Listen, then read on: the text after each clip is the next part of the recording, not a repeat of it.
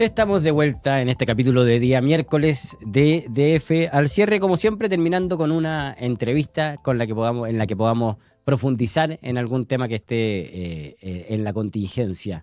Y hoy día estamos con probablemente el tema más importante de la contingencia hoy y mañana. Estamos junto a Carolina Fuenzalida, abogada tributarista, muchos de ustedes la conocen, socia fundadora de Fuenzalida y del Valle Abogados, pero que además fue coordinadora tributaria de Hacienda durante los 2 gobiernos de Sebastián Piñera. Carolina, muchas gracias por acompañarnos hoy día. Muchas gracias por la invitación, un gusto enorme estar aquí. Aquí en nuestra salita de podcast de Diario Financiero. Con Carolina le proponíamos conversar sobre lo que está ocurriendo estos días en el Tribunal Constitucional a propósito de que están siendo los alegatos hoy día y mañana respecto de los dos aspectos, principalmente los dos aspectos que fueron impugnados por la oposición en normas relativas que estaban contenidas en el proyecto de ley de reconstrucción. El de invariabilidad tributaria y la norma que obliga el pago de lo invertido por una empresa en caso de que la RCA obtenida por las dependencias técnicas sea anulada por un tribunal posteriormente a haber sido otorgada. Los alegatos están siendo hoy día y mañana, y la idea es conversar con Carolina sobre los argumentos en esto. La Carolina tiene una opinión que está muy identificada porque además ella ha estado trabajando y entregándole insumos a Arturo Fermandoa, que es el abogado que ha sido contratado por el gobierno para defender su posición. Yo quería partir preguntándote una pregunta más bien general y como experta tributaria, como abogada tributaria. Estos dos aspectos, el de la invariabilidad y el de la RCA, ¿te parecen dos aspectos claves de la reforma, de esta que le hemos llamado mega reforma, que contiene muchísimos aspectos distintos y variados y que un grupo importante de la población tiene puesta ahí harta fe respecto de la posibilidad de que esto genere reactivación económica?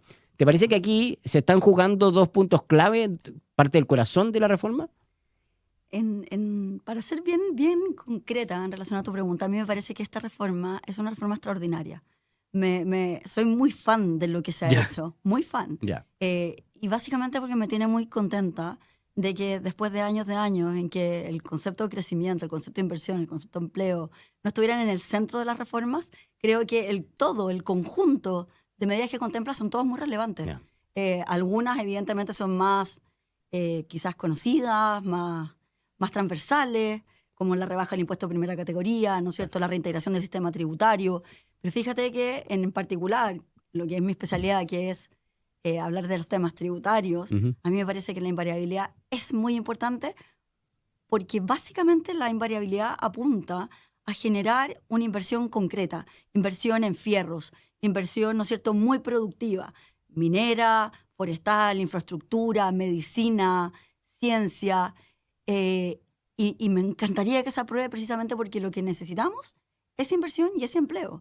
Y apunta mucho en ese sentido muy concreto. Entonces, especialmente la invariabilidad, a mí me parece esencial ganar la mañana. Usted decía, Carolina, que era fan del proyecto y también a usted le ha tocado participar del debate, al menos legislativo, o de la discusión pública respecto a las distintas reformas tributarias que hemos tenido en los últimos 15 años, ¿no? Incluso más, ¿no? Desde el 2010, digamos, después del terremoto que empezaron sucesivos reformas tributarias. ¿Esta le parece a usted la más clave respecto de todas las anteriores o que de algún modo vuelve a resolver o algunas deudas pendientes que existían? Yo creo que todas las reformas han tenido importancia por distintos tipos. Lógicamente, las reformas que a mí me gustan son las reformas que bajan impuestos, que establecen a Chile a nivel mucho más competitivo, que buscan poner en el centro la inversión, poner en el centro el crecimiento. Recordemos que en el gobierno del presidente Piñera II se intentó bajar el impuesto de primera categoría, no se pudo, se intentó reintegrar, no se pudo, no teníamos los votos. Bueno, y por lo tanto, también el ministro Marcel en su minuto también planteó que pero no lo tuvo finalmente en una agenda concreta. No lo hizo, pero sí planteó que le parecía razonable acercarnos a los promedios de la OCDE, ¿cierto? Exacto. Entonces me pasa que efectivamente, yendo para ser justa históricamente con los distintos, al menos con el presidente Piñera, él lo intentó. No se pudo porque no teníamos los votos en el Congreso. Ahora también fue el primero en empezar a subirlo. Pero fue por una razón súper coyuntural. Teníamos un terremoto, ¿no es cierto?, que había destruido este país y había que tratar de enfrentarlo con nuevos recursos que no estaban ni siquiera en la agenda. O sea, el alza de impuesto transitorio en ese minuto no era parte del programa de gobierno, ni mucho menos. Ahora, en ese momento, y nos vamos a meter en otro tema, pero era transitorio y terminó siendo definitivo. Como suele pasar como tantas cosas. Pero retomando efectivamente la pregunta, ya básicamente a mí me parece que esta es una reforma muy esperanzadora. A mí me pasa eso, que la encuentro esperanzadora y que busca, al final del día, reencantar a aquellos que en algún minuto perdimos, entre otros los nacionales. Ya, pero invariabilidad tributaria, entonces, no sé si uno podría, porque es una reforma muy amplia, con muchas cosas, entonces es difícil decir cuál es el corazón, pero sí usted diría que la reforma pierde mucho sin invariabilidad. La reforma pierde, no quiero decir que mucho, porque me parece injusto. A mí no me gustan estas calificaciones, el centro, el corazón, ¿no es cierto? La batalla, todas esas cosas que nos gustan a los periodistas. La madre de todas las batallas, porque al final del día creo que desmerece el enorme trabajo que ha hecho este gobierno para tratar de aprobar un cúmulo de muy distintas medidas que son todas muy, muy positivas. Ahora, a mí esta medida en particular me encanta, y me encanta porque me tocó participar en 2 comisiones que analizaron muy a fondo los regímenes en invariabilidad tributaria en el 2010 y luego en el 2014, cuando se derogó por parte de la presidenta Bachelet. Y en todas esas ocasiones yo solo me convencía de que era un error enorme sacar la invariabilidad de Chile. Vamos al argumento. El otro día escuchaba a Jorge Correa Sutil, el abogado que está apoyando la visión de los senadores que están oponiéndose a esta norma o están señalando que es una norma inconstitucional. Y él plantea un argumento que suena, que hace sentido, digamos. Él dice, ¿cómo un Congreso va a dejar amarrada una legislación y no va a permitir que otro Congreso la modifique? ¿Cómo puede ocurrir, cómo puede ser constitucional que un Congreso determinado con una mayoría política le prohíba a un siguiente Congreso con otra mayoría política modificar una norma en específica? Esto, en este caso, una situación tributaria a una empresa de determinadas características. ¿Cómo se entiende que eso sea constitucional o que no lo sea inconstitucional? Yo creo que hay de alguna manera, un argumento que pareciera ser un poco más político, a mi modo de ver. ¿Por qué? Porque cuando uno analiza nuestro ordenamiento jurídico, por de pronto está lleno, ¿no es cierto?, de normas tributarias excepcionales. Por ejemplo, el régimen PYME. Cuando se aprobó el régimen PYME, que ya llega una larga data, yo creo que todos los últimos gobiernos, desde al menos 30 años atrás, han generado regímenes especiales para la PYME. Y cuando se aprueba una normativa que tiene un régimen especial, ¿no es cierto?, no he visto nunca que nadie salga a decir, pero ¿cómo va a ser constitucional que aprobemos un régimen diferente, en este caso para la PYME? Tampoco lo he visto que se haya hecho para zonas extremas, tampoco lo he visto cuando se aprueban, por ejemplo, en el Congreso y se ratifican los convenios para evitar la doble tributación. Entonces, ¿qué te quiero decir con eso? Que me parece que es de toda lógica que cuando se aprueba en el Congreso una determinada medida, una determinada política tributaria, que lo que busca es incentivar o dar facilidades o mejorar un determinado sector de la economía por las razones razonables que pueden haber detrás, nunca se ha generado una discusión de hay que ir al Tribunal Constitucional y votemos el régimen PYME, votemos el régimen de zona extrema y no aprobemos más convenios de doble tributación. Por lo tanto, me pasa que creo que el argumento es más político. Esa sensación o esa instalación que se produjo en la argumentación del abogado Correa Sutil, por quien tengo un gran respeto, dicho sea de paso, cuando dice que se hipoteca de alguna manera la democracia o se perjudica la democracia, creo que es un argumento que tiene un concepto de venta muy interesante, pero no es más que eso. Ahora, pero haciéndole el contrapunto, a mí me da la impresión cuando él plantea el argumento que él no se refiere a los regímenes diferenciados, sino más bien al hecho de que queda amarrado. Porque en el caso del régimen que tienen los pymes, por ejemplo, bueno, si el próximo Congreso quisiera cambiar ese régimen, lo puede cambiar. En este caso, su problema o lo que él considera que es inconstitucional es que esto deje amarrado un impuesto por 20 años y no permita modificaciones que podría tomar otra autoridad política. Pero haciendo un parangón, por ejemplo, ¿no es cierto?, con los convenios de doble tributación, en los cuales claramente hay una contraparte que celebra y suscribe una suerte de contrato con el Estado chileno. Creo que el argumento y la situación es muy similar. Cuando celebramos convenios de doble tributación, al final del día lo que estamos haciendo es ceder un poco de soberanía, de potestad, y entregándole al otro Estado la potestad de gravar de una manera rebajada, diferenciada, otros ingresos u otras rentas que en Chile bajo régimen normal hubieran quedado afectadas. Y la verdad es que llevamos años de años mayoritariamente y transversalmente aprobando convenios de doble tributación en que se cede esa soberanía. Pero además hay que recordar también que cuando existe un contrato con un Estado, si el Estado quisiese modificar ese contrato, ¿no es cierto?, como sucedió con el royalty, del primer royalty, época del presidente Lagos, si no me equivoco, royalty 2, es perfectamente viable pensar en una negociación paralela, distinta, que permita modificar el contrato. Y si hay un inversionista que se siente de alguna manera violentado o siente que al final del día no se están cumpliendo las reglas del juego en la celebración de ese contrato, también, ojo, que todos los convenios de invariabilidad en el mundo contemplan medidas como arbitrajes internacionales y, por cierto, compensaciones. Esto es lo mismo que la celebración de un contrato, José Tomás. Cuando uno celebra un contrato con una contraparte, uno sabe que si alguno de los dos lo infringe, va a ser indemnizado. Uno sabe que va a poder llevarlo a un tribunal. Esto es igual. Yo no estoy hipotecando, no es algo intocable. Y cuando se ha tocado, como fue el caso de los royalties, que en teoría no se pudieron haber aprobado jamás, se buscan las maneras, ¿no es cierto?, de poder tratar de que se acojan, de que se asuman, de que se sumen, ¿no es cierto?, a esa modificación los distintos incumbentes. Y eso eventualmente podría ocurrir. Porque el típico ejemplo que mencionan o que me han mencionado muchas veces los opositores a esta medida es que ¿qué pasaría si en 5 años más Chile enfrenta una crisis? Lo conversábamos recién a propósito del terremoto, ¿cierto? El presidente Piñera subió el impuesto corporativo de las empresas porque necesitaba recursos para enfrentar el terremoto. Chile se podría ver expuesto a una crisis fiscal en unos años más, digamos. No va a poder echar mano al impuesto, a aquellos impuestos que estén en la categoría de la invariabilidad por 20 años y se va a amarrar de mano por una decisión que tomó otro Congreso con otras mayorías. Eso no parece injusto eso A mí me parece que al final del día lo que la Constitución sanciona, lo que la Constitución quiere evitar es que exista una discriminación arbitraria de partida. Discriminar se ha permitido siempre, en la medida que esa discriminación sea racional y sea lógica.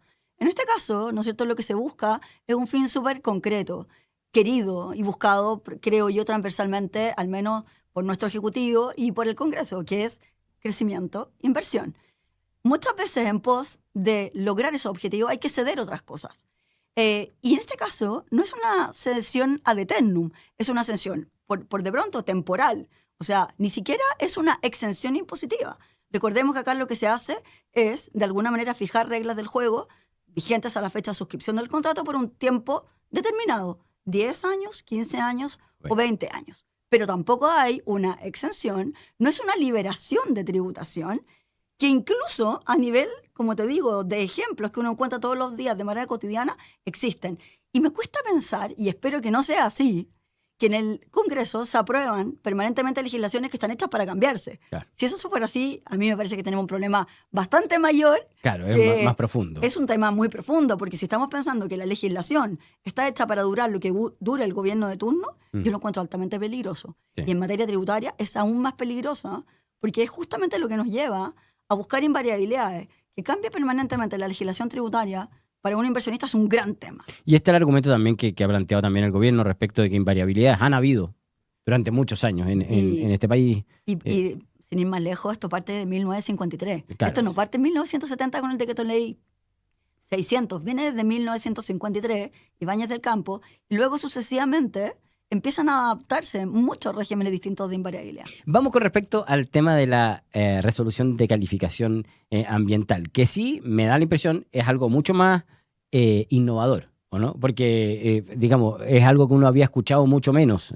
Porque invariabilidad, lo conversábamos recién, en Chile ha existido antes. Sí. Acá hay una idea que se le ocurre al ministro de Hacienda, Jorge Quiroz, que básicamente para dar estabilidad a los inversionistas les dice, no se preocupe, si a usted la resolución de calificación ambiental se la entrega la dirección del Servicio de Evaluación Ambiental, usted puede empezar a construir. Porque si un tribunal se la anula, el Estado está obligado a pagarlo. No se está generando una situación muy riesgosa para el Estado, generando incentivos a que las empresas inicien sus proyectos sabiendo que podría tener algún problema, algún prejuicio en los tribunales. No se está generando como un régimen muy especial para las empresas, a diferencia de las personas, generando ahí como una desigualdad ante la ley. Es lo que uno ha escuchado en general de los contradictorios de esta norma. Mira, yo creo que cuando un inversionista decide llevar a cabo un proyecto relevante, ¿no es cierto?, con todas las trabas que eso tiene, con todos los costos que eso tiene, con todos los costos de litigación que eso tiene, me cuesta pensar que al final del día lo que se esté gatillando sea una industria que lo que busca, de alguna manera, es lograr esa compensación, si no te malentiendo, sí. Que es un poco la argumentación que se ha dado, que esto puede ser peligroso. Que puede generar un incentivo perverso. Claro. No, lo que pasa es que yo tiendo a pensar que quienes conocen y saben lo que significa emprender, lo que significa desarrollar un proyecto, difícilmente, ¿no es cierto?, van a buscar eso como un incentivo para tratar de obtener esa compensación y casi generar el caso para obtener esa compensación.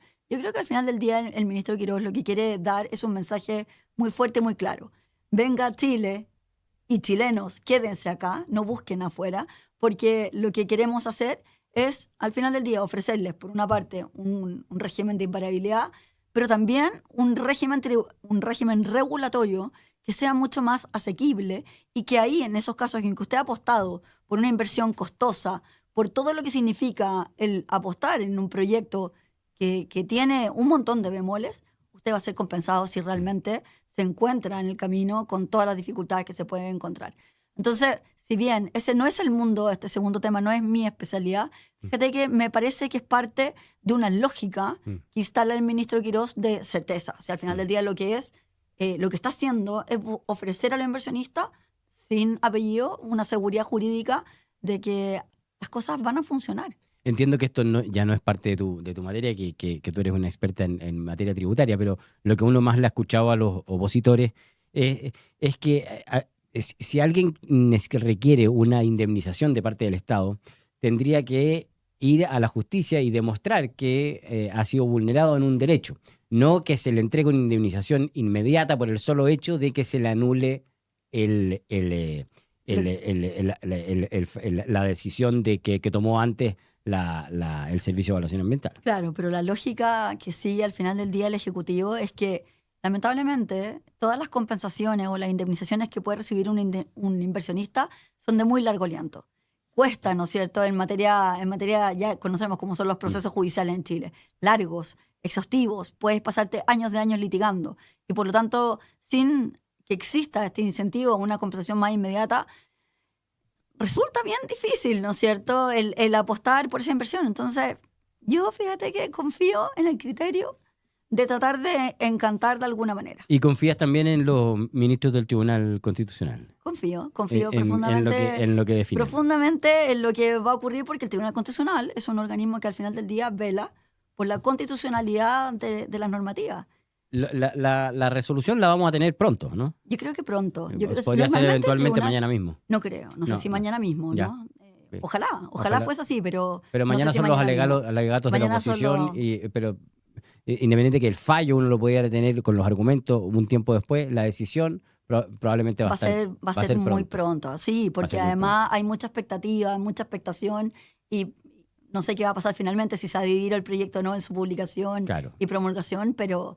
Paralelamente hay que ver qué es lo que sigue pasando con los vetos en su discusión en el Congreso. Pero hay 2 de 3, ¿no? Claro, ¿Ya aprobado? Claro, hoy día tuvo un impasse en la Comisión de Hacienda del Senado, porque solamente se aprobó uno versus los otros 2. Bueno, están pasando muchas cosas durante el día. El segundo también se aprobó. Ya, y lo que hay que esperar a ver cómo termina esto y cuándo finalmente se termina promulgando esta ley. Esta mega reforma que de todos modos, para lo grande que es, se aprobó en tiempo súper récord. Súper récord y con un nivel de expectación enorme.